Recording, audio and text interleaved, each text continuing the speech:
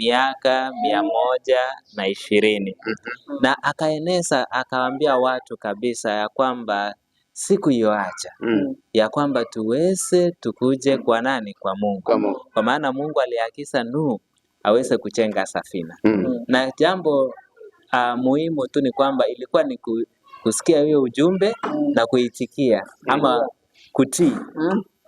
Lakini tukaona Nuhu akaweza kuhubiri, akahubiri, watu wakamkejeli mpaka akapewa majina. Lakini tunaona ya kwamba watu hawakuwa tayari. Ikafika baada ya kipindi hicho ni kwamba tunapata Nuhu na familia yake.